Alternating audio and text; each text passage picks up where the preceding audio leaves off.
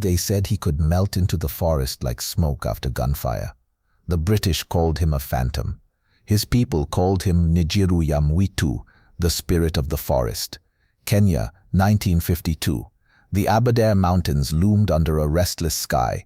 The soil was red, the kind that remembers every drop of blood that touched it. The British Empire called it the emergency, but to those who lived beneath its boots, it was something else, a reckoning long overdue. They came for land, for order, for obedience. But in the mist and the roar of the highland rain, a farmer named Karanja Wakimathi laid down his hoe and picked up a rifle. He was no soldier, not yet, just another man who had lost his home, his dignity and his patience. When he swore the Mau Mau oath under the sacred Mugumo tree, he spoke only one vow: if they come for us again, let the forest devour them. Within months, he became legend. The British sent battalion after battalion into the thickets of Nyandarua. None returned with him in chains. Each time they thought they had him cornered, he vanished, leaving only spent shells, a burned camp, and the sound of a horn echoing through the trees. The British counted 27 failed ambushes, the locals counted 27 warnings from the spirits, and so began the story of the man who fought an empire, not with power but with the silence of the forest itself. They said the forest was alive, that at night the trees listened. The wind that brushed against the bamboo was not mere wind, but the breath of ancestors keeping watch. It was in this forest, under the low hum of cicadas and the scent of rain-soaked earth, that Karanja Wakimathi became something greater than a man.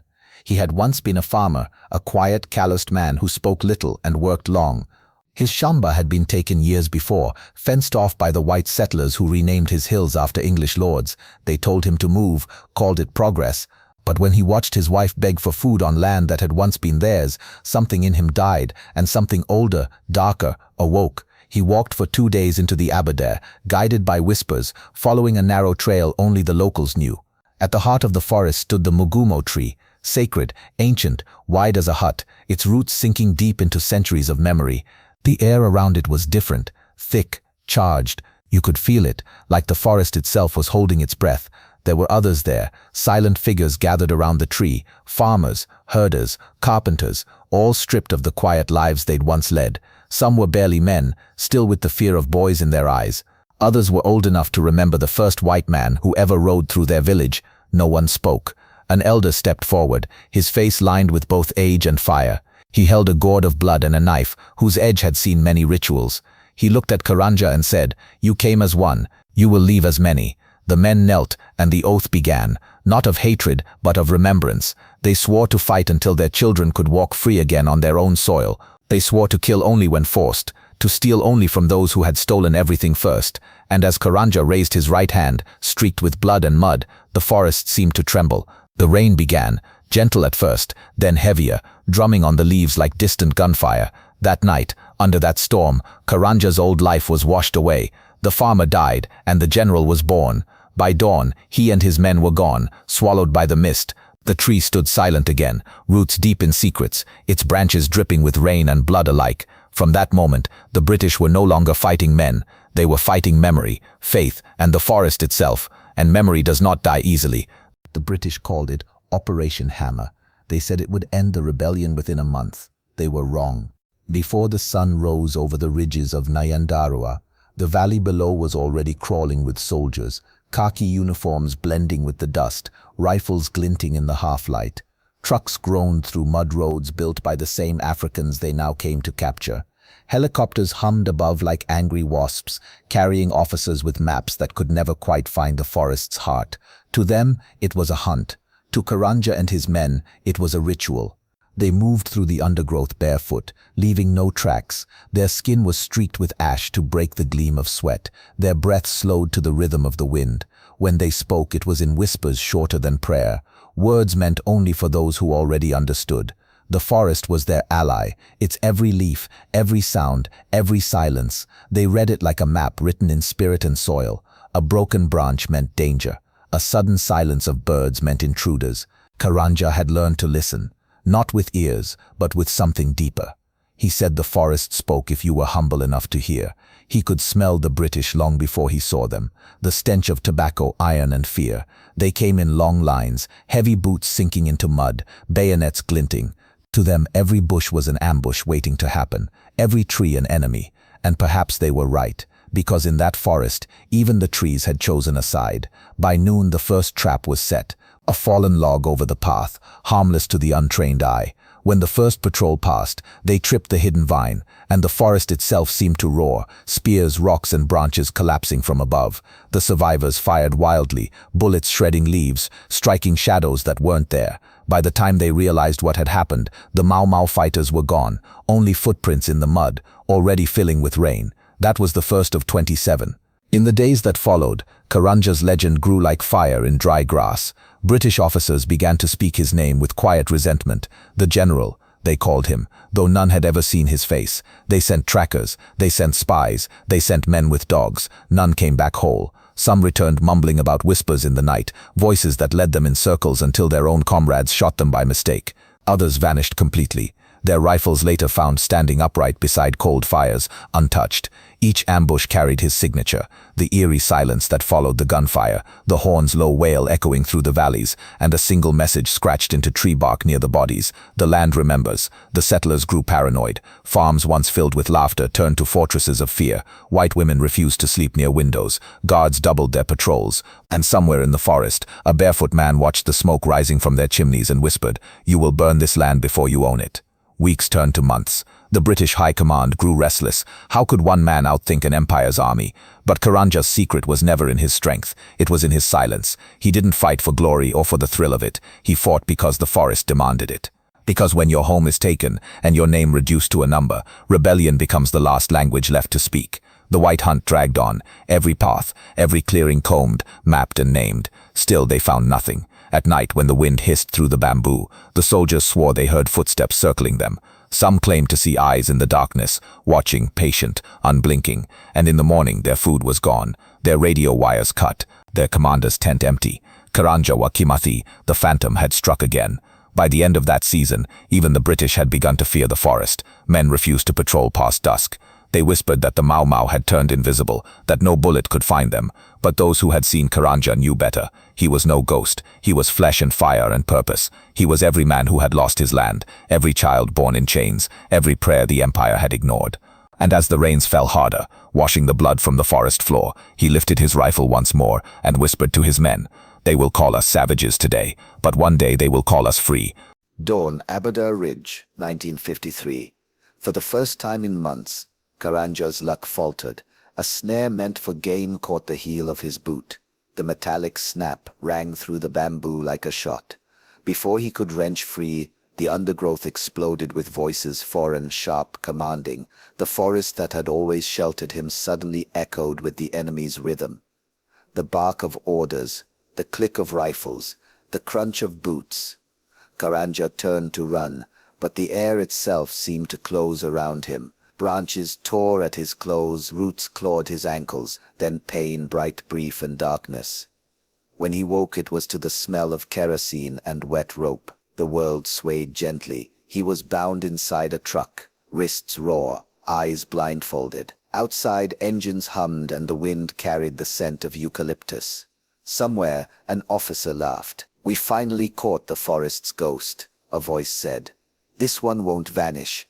They took him to a makeshift camp near Thompson's Falls. Barbed wire gleamed under the afternoon sun. Inside the tent, the air was heavy with damp canvas and the arrogance of empire. They asked him questions, names, locations, plans.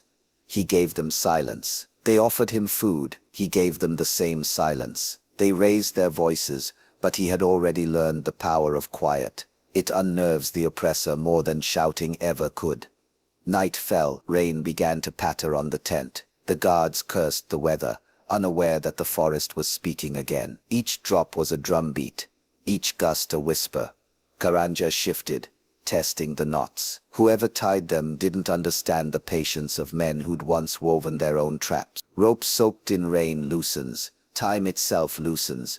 By midnight, the camp had fallen into restless half-sleep. The guards huddled near a lantern, trading stories of home. One of them hummed a tune about London fog. The light flickered. The storm groaned louder. Then came the flash, a crack of thunder that made the earth shiver, and in that single instant of blindness, The tent flap lifted. No one saw him slip out. He ran, not like prey, but like a man returning to the only home he had left. The mud was thick, the slope treacherous, but every step was guided by something deeper than sight. Behind him, the alarm bells began to ring. Dogs barked. Bullets cut the rain. Still he moved, weaving through the forest, as if the roots themselves cleared a path. Hours passed. The rain eased. Ahead, the ground dipped into mist. He followed the stream that ran through the valley, its curve, its voice. The stream had always been a friend. It drowned noise and erased tracks. He waded through it until dawn. When the first light touched the ridges, he stopped to drink. His reflection trembled in the water. Mud-streaked, eyes fierce, alive. The forest was silent again, as if satisfied. Far behind, the British found only footprints ending at the stream's edge. Some said he drowned. Others swore they saw smoke rising deeper in the hills that same morning. 3 thin columns forming the shape of a horn, the sign of his men. The legend wrote itself, captured by the Empire, freed by the forest. From then on, each soldier sent to hunt him carried a new fear, not of bullets, but of the idea that the land itself favored the rebels, that maybe, just maybe, justice had chosen a side. And somewhere beyond the mist, Karanja pressed his hand against the bark of an old tree and whispered his thanks, not to spirits or gods, but to the earth that still remembered his oath. The forest had grown quiet again, but not the kind of quiet that brings peace. It was the stillness of eyes watching from the dark, of men who no longer trusted the rustle behind them. After his escape, Karanja's name spread like fire carried by wind. He had become more than a fighter. He was a myth breathing among men. The British couldn't kill him, and now they couldn't ignore him either. They doubled the bounty on his head, 1,000 shillings to anyone who could reveal where he slept. And greed, Karanja knew, was the one enemy even the forest couldn't silence. For weeks, he and his band moved deeper into the Aberdares, sleeping beneath dripping leaves, eating roots, fruit, and whatever mercy the forest offered. They were thin now, but not broken. Not yet. Karanja could still see the fire in their eyes when they spoke of home, of wives and mothers left behind in villages guarded by barbed wire. But every man has his limit, and hunger makes even the most faithful dream of comfort. One of them, a young fighter named Moora, began to change. He spoke less, stared longer. He'd once been the one who made the others laugh during the long rains, telling stories about how one day they'd all march back to their farms with drums and singing. Now his laughter was gone. His eyes followed Karanja too closely. Karanja noticed but said nothing. He remembered the elders' words. You came as one, you will leave as many. To lead was to carry their doubt along with their faith. So he watched and waited. Down in the valleys, the British were shifting their strategy. No more wide hunts through the jungle, too costly, too humiliating. Instead, they would bleed the rebellion from within. Posters went up in villages. They promised forgiveness to anyone who returned to loyalty. They whispered that Karanja had already fled the country, that the forest no longer obeyed him, that his oath had been broken. And when words didn't work, they used other tools: food, medicine, even the safety of family. It was easier to betray when you were starving, easier to talk when a gun pressed gently against the life you loved. One evening, as dusk crept over the trees, Karanja returned from scouting to find the camp empty. Only the fire remained, burning low and lonely. For a moment he thought they had moved deeper in, but then he saw it. Footprints, heavy, hurried, leading downhill, and beside them, boot prints. The British had found them, but not by chance. He followed the trail through the night, moving faster than fear, faster than thought. He found them at dawn, his men tied and gagged, surrounded by soldiers in khaki and steel. And there beside the British officer stood Mawara. His face was pale, his hands trembling, but his eyes were fixed on Karanja with a strange emptiness. A man caught between survival and shame. The officer was smiling, "Aberdare hears," he said, "the ghost of the hills." For a long time no one moved. Then the forest decided. The wind rose, sudden and violent. Branches cracked, rain began to pour, and in that chaos, Karanja vanished again. Not by magic, not by trick, but by instinct. He dove into the ravine below, rolled into the riverbed, and crawled until the forest swallowed him whole. When the storm cleared, the British were gone. The camp was in ruins, and Mawara's body hung from the sacred tree, a warning left by hands unseen. Karanja never spoke of it again. He buried his rage in silence, his guilt in work. He led what remained of his men to a higher ridge, where the air was thinner and the British dared not climb. But something had changed in him. He no longer trusted laughter. He no longer slept deeply. And when he closed his eyes, he saw Mawara's face, not in anger, but in mourning. Because betrayal, Karanja learned, doesn't kill a rebellion. It simply teaches it to survive differently, to fight quieter, deeper, with no illusions left. In the villages below, the British wrote their reports. They called it Operation Success. They believed they had crippled the Mama, scattered them beyond repair. But in the hills, a new kind of war was beginning. One fought not for victory, but for memory. Karanja stopped chasing battles. He began teaching, training younger men, passing down maps, songs and silence. The movement became smaller, sharper, invisible again, and every night, before sleep, he whispered a single prayer into the dark. Forgive him for... He broke the oath, but only because hunger speaks louder than courage. The rains ended quietly that year. The forest glistened with the kind of silence that only comes after great suffering, a silence that remembers. The Aberdares no longer echoed with gunfire, but the ghosts still lingered. Every tree seemed to carry the weight of an oath once sworn in blood. Karanja had grown thinner, older, his beard now streaked with silver. The war had taken more from him than any bullet could. Brothers, friends, trust. And yet there was something unbroken in him, something the British could never report, measure, or hang. Spirit. That quiet, defiant spirit that has always lived in the heart of Africa's resistance. Tari. The year was 1956. Word came from the lowlands the British were winning. General China had been captured, Dedan Kimathi was wounded, and entire villages were being fenced into protected camps. The rebellion was starving, its fires dimming one by one. Still, Karanja refused to come down. He lived between mountain and mist, a man half shadow, half story.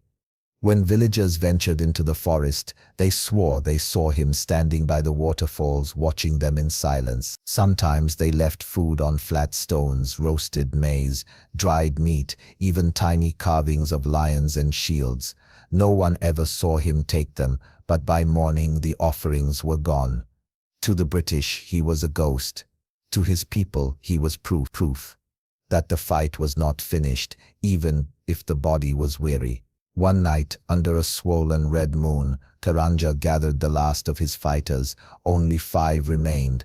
Boys who had become men in the forest, men who had become shadows. They sat around a small fire, its smoke rising like prayer. Karanja looked at them, their faces hollow, eyes burning with both fear and pride. He knew what had to be done. The forest has hidden us long enough, he said softly. But freedom is not just hiding, it's remembering. If they kill me, you must remember. One of the men, barely 20, shook his head. General, they cannot kill you. You are the spirit of this forest. Karanja smiled faintly. No, my brother, I am only the echo. The spirit is in you. He removed a small knife from his belt, the one given to him years ago by an elder before his first oath. He placed it in the boy's hands. When the time comes, bury this under a fig tree. The forest will know where to find me. And with that he stood, wrapped his worn shawl around his shoulders, and walked into the dark. He never returned. Weeks passed. The British patrols found signs, footprints, torn cloth, a half-burned shelter. They reported a probable death by exposure. No body, no grave, just a line in a colonial file, typed in cold ink, subject likely perished, threat neutralized. But the forest told a different story. Children in nearby villages said they heard drums at night, slow, steady, coming from the mountain. Old women said they saw smoke rising where no fire should burn, and hunters swore that sometimes, when the wind shifted, they could hear a voice whispering through the leaves, "Freedom never dies." They came carrying old photographs, a bottle of honey beer, and a piece of that same fig tree Karanja had spoken of. They buried the bottle, poured the beer into the earth, and lit a small flame. One elder, his hands shaking, said quietly, "He did not fight to win. He fought so that we could remember how to stand." And as they turned to leave, one of them paused. Down the slope, through the mist, he swore he saw a man standing beside a rock, tall, wrapped in a dark cloak, watching them silently. When he blinked, the figure was gone, only the wind remained, and the soft whisper of a song that seemed to come from everywhere and nowhere at once. They said he fought with spirits at his side. The British called him invisible, we called him free. The forests that once hid men like Karanja became symbols of resistance, of courage, of voices that refused to be erased. History may not remember his full name, but the soil does. The wind still carries it, and sometimes when the trees sway just right, you can almost hear him, a ghost reminding the living, freedom is not something you win once, it's something you guard forever.